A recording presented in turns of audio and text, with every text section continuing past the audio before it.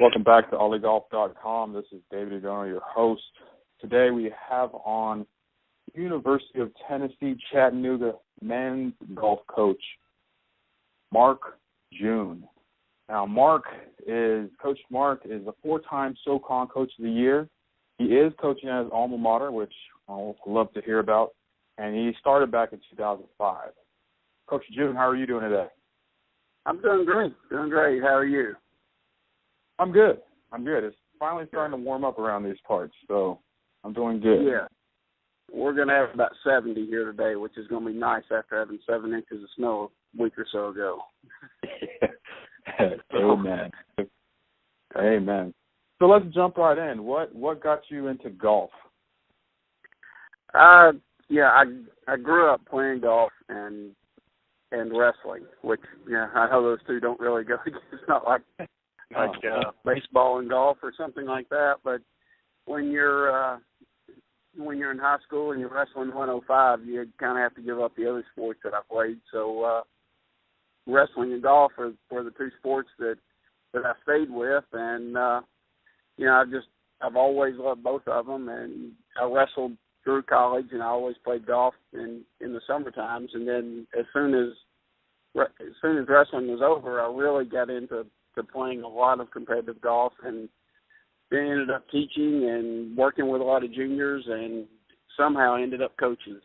So I guess that's a very short answer or brief answer that where it all came from. Well, and that's actually a very unique answer. Did you ever see yourself coaching, especially at the collegiate level, golf-wise? Growing up and playing every sport, and then playing sports through high school, and then in college, I always thought I wanted to coach, but I kept looking at it and thinking, well, like everybody else coming out of school, I guess, I thought, I'm not going to make any money doing this, so I did something else for a while, and then realized that, really all I wanted to do was either play, practice, work with juniors, and then I got into running tournaments for juniors, and it seemed like everything I wanted to do was centered around golf. And finally my wife came in one day, and she said, why don't you do something you love to do instead of going to work and then doing something you love to do the rest of the day. So I just up and quit, and for 2 years I was a volunteer coach. Wow. That's a good wife. Now, that's a great wife. That's a great wife. Yeah. Now, you said you were 2 years a volunteer coach. What was that like? I was just excited to be working with the guys, and like I said, I wrestled at UTC, so it was my alma mater, and I knew the golf coach at the time, and he was there from 1977 until I took over, and so it was, we had always been friends, so it was nice being around him, and learning some things from him, and then getting the chance to take over a program. Those first 2 years were a little slim. UTC had never put very much into golf, and so we were handing out 9 balls to a kid at a tournament, and occasionally they got gloves, and it was a long way from where it is now. So it was very different. I remember that whoever started got the shirts that week. So if you didn't start, you had to give the shirts off to somebody else. So it was very different back then than it is now. So, but it was fun. I was excited every day to go in and try to help these guys get better, and then to try to find even better players, and to try to build a program. So I was excited every day, and I still am. It's one thing about doing something for a living for a while that you're not crazy about, and then getting to do something that you're passionate about. And I try to tell all my kids, try to start out that way. It makes life a whole lot more fun. Yeah. Yeah, wow. So, I'm just looking at the timeline. You started in 2005 as the head coach, right?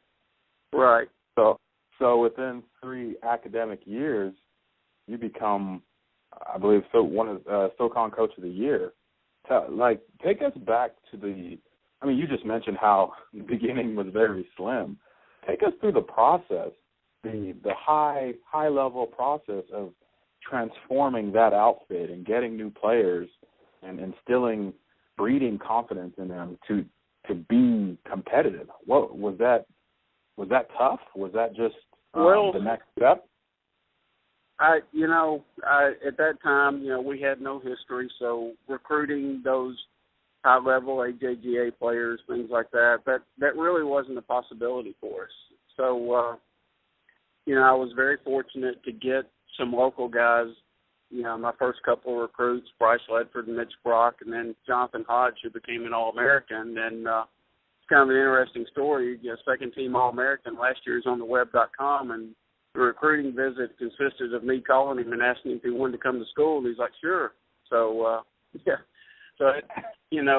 we got, but those guys came in here, and I guess the only mentality I ever had was a wrestling mentality. And, we always talked about, we were all the guys that nobody else wanted, and, we didn't have all the big fancy things that everybody else does. And, we were going to prove to them, and that's the way we just kind of banded together. And those guys really worked very, very hard. They were talented. They were just as talented as anybody else. They just hadn't had some of the opportunities that some of the other kids had probably had. And, once they got a chance to show it, they did. So, I'm really proud of all of them. We had a great group of guys that we got started with, and that's what we always talked about. And sometimes I wonder now, we've got a $2 million practice facility, and we've got everything we could possibly want. Are the guys a little soft now compared to those guys back then? Should it be a little more like it was? It's a little more kind of the Rocky mentality, I guess. Mm-hmm. So, but yeah, I think those guys, because, Jonathan Hodge is our team captain, like I mentioned before, he's an All-American, and, he always made the comment, he said, we're just the band of misfits, like the misfit toys in the Christmas show that comes on every year. And so we're the guys nobody wanted, so let's go make them wish they had taken us. And that was kind of their attitude. And it was a lot of fun. We'd get in a van after winning a tournament, and they would sit there and name the schools that had big histories. And, we got them. It was like they were checking them off. And, it was fun to watch those guys do that. Now, that actually brings up a point that I just love talking about with coaches and just competitive people in general. You labeled your guys, or the guys labeled themselves, a band of misfits. How important was it to encourage and foster confidence in them? Well, I never believed they were, and I've always told them, I said, guys, I might not be the best coach in the country, but I am the best recruiter because you're the best thing that could possibly be here, and you can beat anybody. And I tell every kid that comes in here that, and I remind them of that all the time. And, and that's it. It's, we do push them really hard. There's no doubt. I mean, I'm really proud of the fact that everybody that started here has graduated from college. We have a perfect 1,000 APR, and we're constantly over a 3.0 as far as our team's GPA. And, so in all aspects, we try to be the best we can possibly be. And I think it's an atmosphere that you try to, you try to develop, but you have to bring the right guys in to help develop that. And then you have to bring the right guys in that will sustain it. And I think now we have a lot of guys that understand that that's the way it's going to be. And they seem to help the freshmen coming in that, this is what we're about. And so I think it's a very positive environment for them, but they do, the standards are very high, and, their work ethics are really good. So, but, I wish I had the answers. There are so many coaches that I look up to. When I first started, I really didn't know what to do. The coach before me was an English professor that started playing golf by the time he started coaching, so he really didn't know a whole lot about competitive golf. He'd never played it, and I didn't really know what to do as a coach when I got to a tournament. So the Carpet Capital, which was our first really big win, which is one of the major tournaments in college golf, I used to go, and I'd just wear a white golf shirt and a Titleist or TaylorMade hat or something and walk around and watch all these coaches and what they did. And, you know, it was, I guess, probably one of the most special moments was actually winning that tournament and actually being able to thank some of those guys, because I did. I guess I kind of stole from them because I followed them around and wrote down what they were doing and trying to figure it out for ourselves. Well, I mean, that's on everybody's individual path to success. I mean, you have to have a mentor or a mark, if you will, that you can mirror. So to me, that's just more proof that, you know, there's not.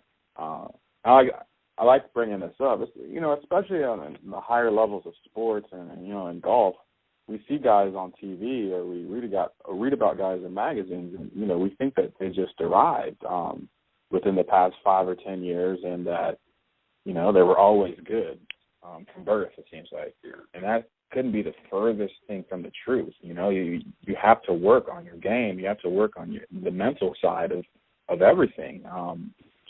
Talk to us about the mental side as far as. You know, we're talking about confidence. What about mental toughness? What about when things aren't going right? What about when, you know, there's struggles in the classroom or in our personal lives? How are some of the ways or techniques you try to work through your players? Well, you know, every player is different, and you know, these kids, they're 18 years old and they come from all walks of life, and some of them have come through, you know, separated families. Some of them have come through different things. Some of them have had parents that have had their own set of problems, and so every kid's different, and you have to look at it that way. I don't think you can, you know, you try to coach fairly, you try to treat them all fair, but you can't treat them all the same, and that, to me, that's the really hard part of being a coach. It'd be nice if we could just treat them all the same, but you can't, because they are all different. And you know, you take each individual person and what they're going through, whether it's struggles on the golf course or in the classroom or whatever, and try to develop a plan for them to be able to deal with that successfully. You know, you have to have goals. You have to have, you know, checkpoints to see if you're doing the right things to get better, and that is in all parts of your life. You know, whether it's, you know, my team walking indoors, you know, the hats better come off. That's just something you'd better do. You don't wear a hat in the house. And, you know, it's those little things. But, you know, academically, if I have somebody that has trouble, we have a great academic advisor, and she and I sit down and we come up with a plan. You know, my guys are always excused from practice to go study. If they have a paper or a test or something, then they shouldn't be at practice. And, you know, so that's something that we have to do. And sometimes you get a freshman that might take advantage of that a little bit. And, you know, he wants to hang out with his buddies all night, and then, well, I won't go to practice. I'll tell Coach I got a paper to do. So you kind of have to watch those things a little bit too. But they get it pretty quickly, because they see if I don't do things the right way, I'll never play, because I'll never be able to beat the guys that are here doing things the right way. And I think that's the biggest help to me, is they see guys doing it the right way, and they kind of fall in line, because they want to be that guy that gets to go to those tournaments. So, you know, that helps. But it's every kid is different. You get kids that are just brimming with self-confidence that really don't have a ton of game, and there's a whole lot of guys out on tour like that. They don't have the best games, but they have so much confidence that they just find a way to get it done. Then you got guys with tremendous talent that have no self-confidence.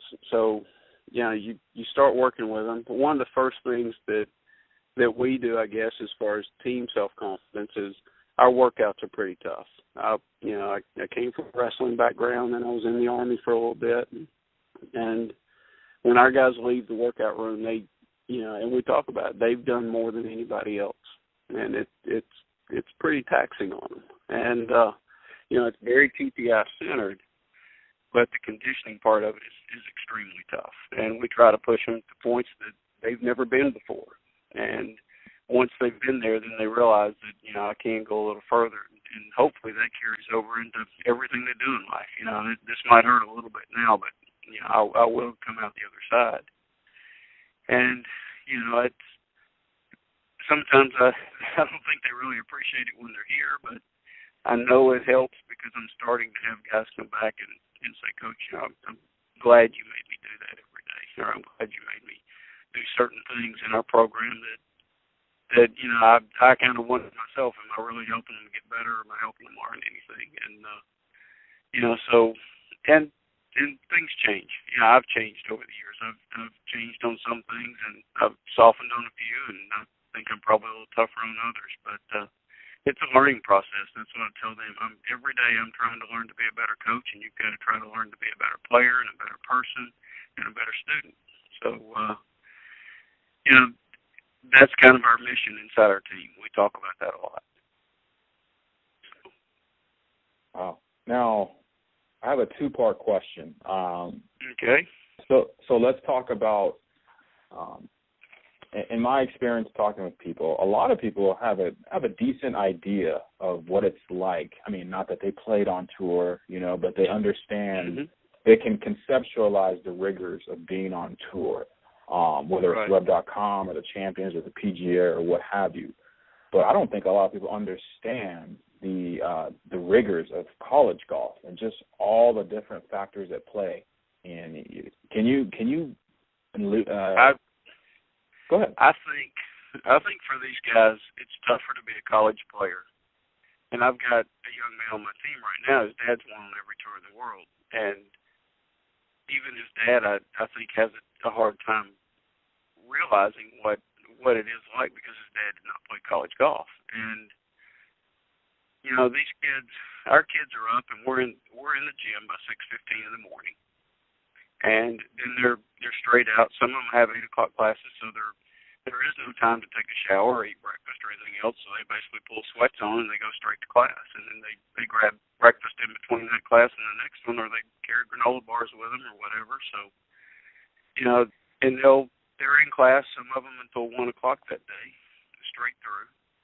And then as soon as they're out of class, they're straight to the golf course. Now, in NCAA athletics, we have a 20-hour rule where we can only have organized practice for 20 hours a week, and that includes weights and conditioning. So I set it up so we have about an hour and a half to maybe 2.5, depending on the day, of organized practice every day, 6 days a week. And we get our stuff done. Those are basically our drills, things that everybody needs to do, which is short game, which is wedge, our wedge work, our putting. We have some driving skill things that we do, and we work on a lot of different things. We may play 9 holes doing different things from up tees or with only a certain number of clubs, things to learn. But they know they're going to have that hour and a half, 2.5 hour window that it's basically mine. This is what we're going to do. And then after that, especially this time of year, those guys, they never leave before dark. It's just, when it gets too dark, that's when they go back to the room. And they eat, and they get their homework done, and they go to bed, and they get up and do it again the next day. And on Saturdays, we have practice at our practice facility on Saturday morning. Then my hours are up, and they leave, they go eat lunch, and they go to Council Fire, and they play. And then a lot of them on Sundays will go out and practice again by themselves. I'm trying to teach some of them that they have to take some time off because you will burn yourself out. But a lot of them are doing it 7 days a week because they realize all of them have the goal to play the PGA Tour. That's where every one of them wants to end up. And you look on there, and there's 150 jobs out there. That's it. So, and I don't know anybody that's on the PGA Tour that really wants to quit. So you basically have to get them fired. You have to take their job away from them. So if you're going to beat those guys, you have to outwork them, and they've already got a head start on you. So they know they've got to put that work in if they're going to catch up and be that guy one day. So having the goals that they have and where they want to end up, and the rigors of being in college, it's tough. And we do a fair amount of community service work and things. We have a group, Down syndrome kids, that we play golf with once every couple of weeks and do some things so that they are still involved with community. But it's hard for them to have any kind of social life and to play play college golf at a very high level. It's just about impossible. So they're not going to experience and enjoy a lot of things that a lot of just normal college students do. Mm-hmm. But this is what they want in life. This is where they want to be. This is why they came to Chattanooga, because they want a chance at the end of 4 years to turn pro and see if they can make it.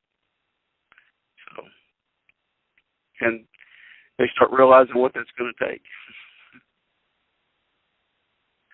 And I think after college it becomes easier because all of a sudden you don't have that 4 or 5 hours of class a day and a paper to write that night. So you can practice 8 hours and actually go home and not do anything else. So it is. I mean, I have a tremendous amount of respect for college golfers. I thought wrestling was absolutely the toughest thing you could do in college, and in a lot of ways it is. But I know as a wrestler I had a lot more downtime than my guys do playing golf. So it's just different. It is a grind for them. It is a grind. So as a coach, you have to try to keep it fun to some somewhat fun. And I think you referenced it beautifully in the sense that this is what they wanted. If you want it, then, exactly. It's not. I'm not saying it's not tough, but it shouldn't be painful in a sense of what you're giving up. Exactly, and that's it.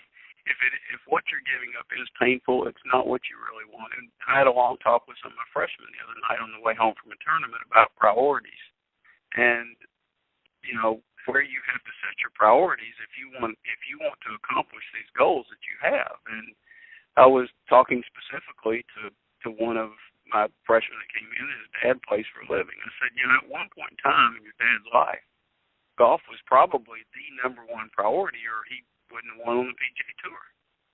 Mm-hmm. I said, but then he met your mom, and he got married, and he had kids, and priorities begin to change. And you can see that with guys on tour. And, some guys get better after that happens, some don't. And it depends on the player. But at this stage, where they're at now, trying to catch up to the Jordan Spieth, who, the guys have played with and they've watched it. They're friends with him. And, now they're watching him on TV every week. And I'm not sure the kid shot over 70 since he turned pro. He's just amazing. We knew in college he was going to be amazing.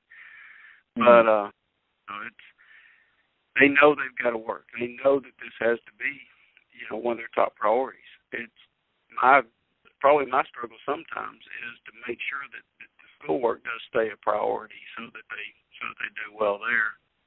But it does have to be your main priority. And, if that's where you want to get to, it's not hard to give up things that, those side things, if this is where you want to be. And it's not for everybody. I've had some guys come in and say, Coach, I'm not going to play the tour. I see what it takes now, and this is not where I'm going to end up.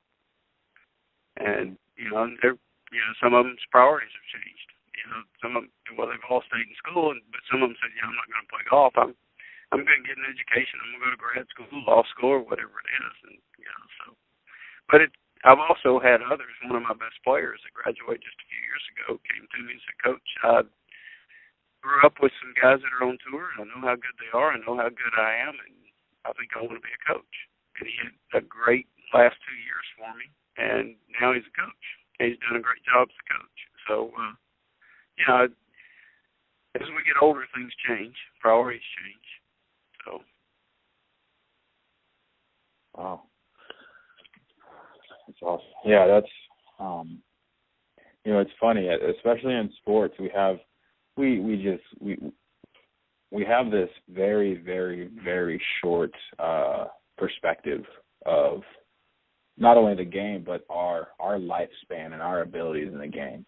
I'm not just talking about when you start playing to when you stop playing, whether it's competitively or college or pro or whatever, but we don't always take a long-term view of just how we can have an impact in the game, or how we can, like similar to your story, just do what you love. There's a lot of people who don't do what they love for a living. There's a lot of people that don't do what they love for a living. And you're exactly right.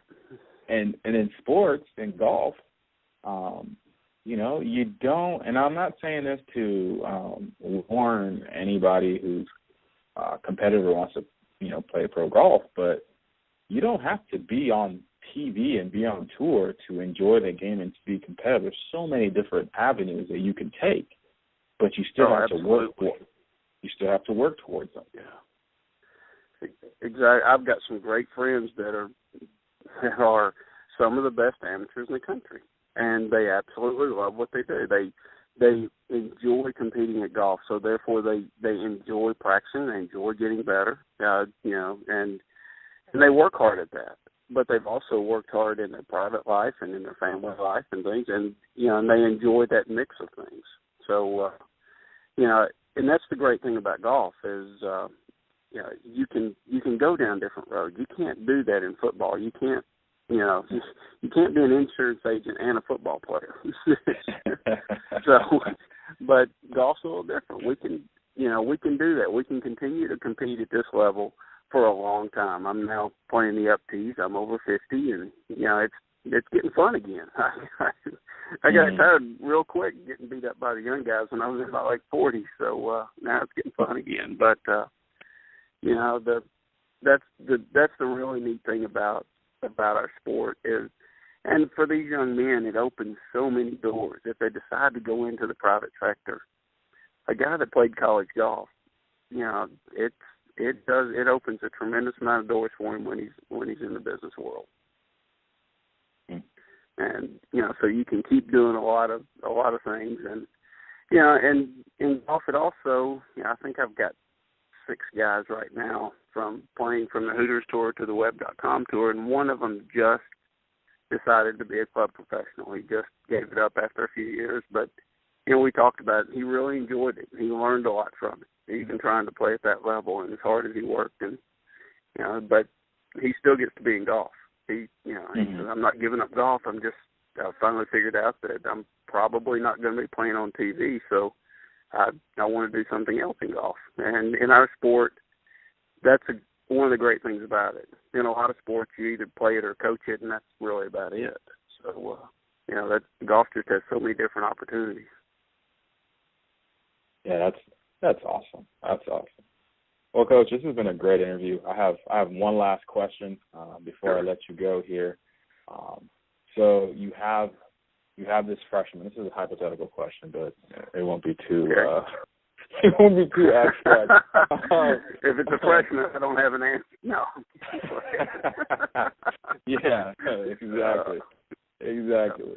Well, I'm an incoming freshman. Well, I am a freshman on your team. I'm probably not going to start. I'm probably not going to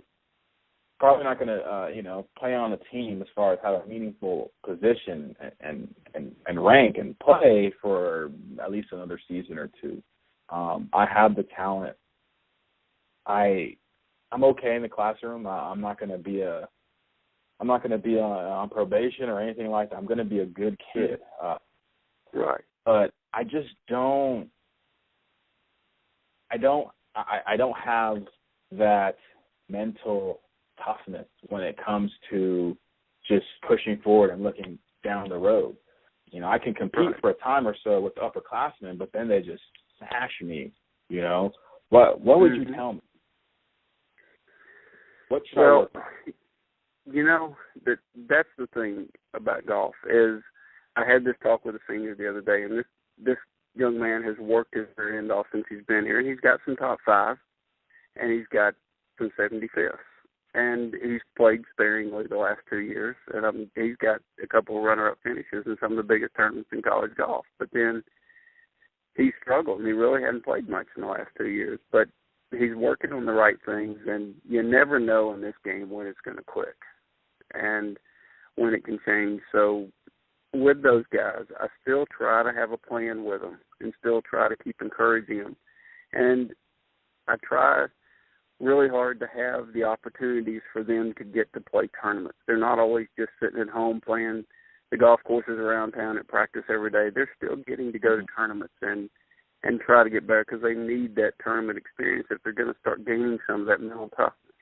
And what's great about those is I get to take them and I get to work with them while I'm there. But for a young man that might not be in that situation, the biggest thing he can do, and this is so hard for all of us to do, and especially for teenagers coming in, is you need to write it down. You need to write down what you want to accomplish and where you want to be. A very good friend of mine who's passed away always wanted to be the Tennessee State Open champion. And, you know, to look at him, you go, yeah, you know, he's a good player. He's a nice guy. But at the bottom of his mirror in his bathroom, he had his name, Bobby Nichols, Tennessee State Open champion. In his wallet, he'd open it up, it said it there. On his rearview mirror, it was down in the corner. He told me this story. He said, everywhere I looked, I reminded myself of who I wanted to be and what I wanted to accomplish. And he goes, you know, Mark, I finally made it. I did it. And I believe that's so true of all of us that, you know, if we really want to get somewhere, you know, we can get there. It's how hard. You may have to work harder than the next guy. The next guy may just be more talented. He may just be able to wake up and hit it 40 yards past you and have a great set of hands, and you might have to outwork him. But that's the one thing about our sport is if you keep doing that, you can become that guy. There's so many examples of that on the PGA Tour, and that's what I try to get across to them is guys, you know, and the thing about it is as they get older, you know, as they get to that junior and senior year, I start telling them, I say, look, you know, no matter where you end up here, you've learned to do something that a lot of guys that had more talent than you didn't know how to do, and this is going to pay off for you in the rest of your life. You're going to know how to outwork them when you're both working at that same company. You're going to be the guy that you're going to get the promotions because you know how to work, and he doesn't. He hadn't had to. And it's, you know, so hopefully they're learning a lot of other things and they can carry that on into the rest of their life. But in the beginning, you never want to tell them that, son, I just don't think you're going to be one of my better players because you never know who is and who's not. It changes in this sport so fast. Mm-hmm. But they've got to have a plan, and they have to believe in their plan. And that's, to me, that's one of the biggest things a coach can do is teach a guy how, you know, how to have a plan to better himself every day. Wow. Yeah, I need to write that down. That's good. That's really good. Maybe you need to send it to me so I can make sure that I'm living by it all the time. I know what I believe and I know what I try to get the guys to do, but unfortunately we all get busy sometimes, and that's, you know, you know, so, but you know, the reason you're talking to me today is because I've had such good kids come in here and work so hard. You know, I'd like to say it's because I'm the best coach or whatever, but that's just not true. It's because these guys have come in here and they've believed in themselves and they've laid it all out there. They weren't afraid to fail. So, and it's hard for me to believe sometimes where we are, you know, 10 years later. Yeah. I mean, one of the things that kind of struck me is that, you know, you started in 2005, but then you had within the next 4 or 5 seasons, you had not only great teams, but you got some recognition as well. And you're not at a, you know, with all due respect, you're not at a school like a Duke or an Ivy League school or a Stanford or West Coast school. You know, some of the more prestigious golf-type schools in the country. So, you know, my initial question was, well, okay, what's different? Well, you know, I wish I could tell you. I really believe it's just a love for what you do, and that's what I tell the guys. I wish I'd started this earlier. I don't know. Maybe I wouldn't have the appreciation for being where I am now if I had, but you got to love what you do. And that's it. I couldn't imagine myself doing anything else. And I wake up every day and I'm laying there at 2:00 in the morning trying to figure out how to help this kid get better and trying to make sure that, you know, all of them are doing what they need to do in the classroom and those kind of things. And as I've been doing this, it's not just about getting better in golf. It's, you know, how can I make sure this guy leads and he's just a great guy that everybody in the world want to hire, every parent in the world would be happy to have him as their son. So, and, sometimes, maybe I get a little too carried away with that. I don't know, but that's what's important to me. And, sometimes we might not be as good as I feel like we should be, but I think we're doing the right things to develop great kids. And we've been fortunate. We've won a little bit. So, but I think it just gets back to, it's just like the guys. You got to love what you're doing. I love doing this. I love being around these guys. And, I'm at a great school where everybody supports me, and I'm in a great town where we get a tremendous amount of support, and it's just fun to be here. I have no intentions of going anywhere else. This is where I want to be. That's awesome. That's awesome. Well, Coach June, I just want to thank you again for coming on to the show and just telling us about your program and you. It's been awesome. Well, thanks. I appreciate that. I've enjoyed it. I always like talking about my guys. Well, yeah, we'd definitely have to do this again. Yeah, anytime. Anytime you want to call, please do.